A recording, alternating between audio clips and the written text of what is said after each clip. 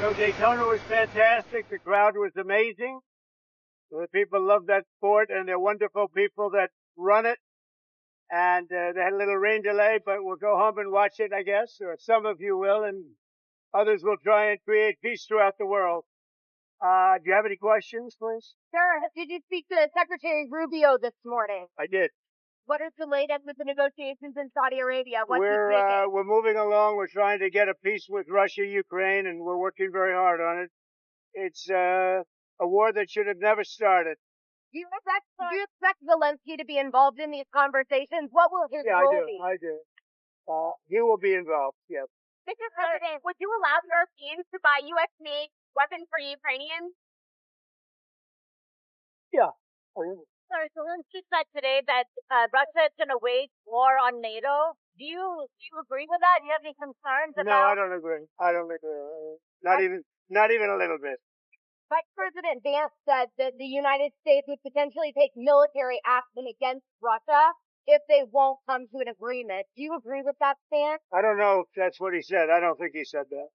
So based on your conversations with President Putin, what do you think he wants ultimately in Ukraine? I think he wants to stop fighting. I see that. We spoke long and hard. Steve Witkoff was with him for a very extended period, like about 3 hours. I think he wants to stop fighting. They have a big, powerful machine. You understand that. And they defeated Hitler and they defeated Napoleon. You know, they've been fighting a long time. They've done it before. And but I think he would like to stop fighting. Do you think he wants the whole of Ukraine, or just what do you think he wants? No, I think he wants to stop. That was my question to him, because if he's going to go on, that would have been a big problem for us, and that would have caused me a big problem, because you just can't let that happen. I think he wants to end it, and they want to end it fast, both of them, and Zelensky wants to end it too. Sir, when do you think that could actually happen? When do you think the fighting can stop? Well, we're working to get it done. I mean, you know, it's too bad it started.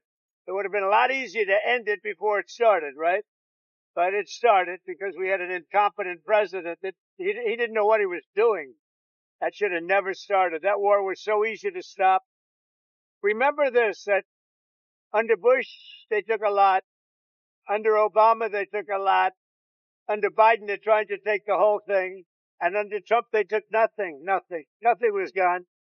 Not even a little bit. So it's too bad. It's really too bad. A lot of people are dead right now that should be alive, and a lot of cities are destroyed that can never come back like they were. Those beautiful golden domes and all of the multicolored domes that were 1,000 years old, they're all laying in, you know, just shattered.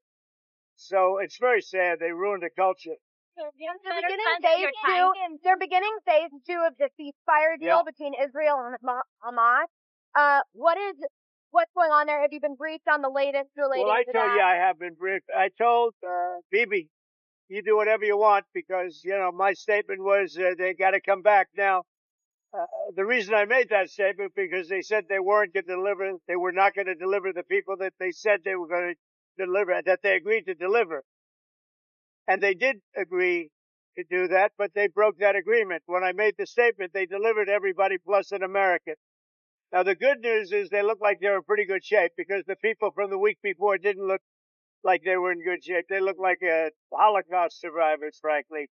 Horrible. Whatever happened to them was horrible. But that'll be up to Israel what the next step is, in consultation with me.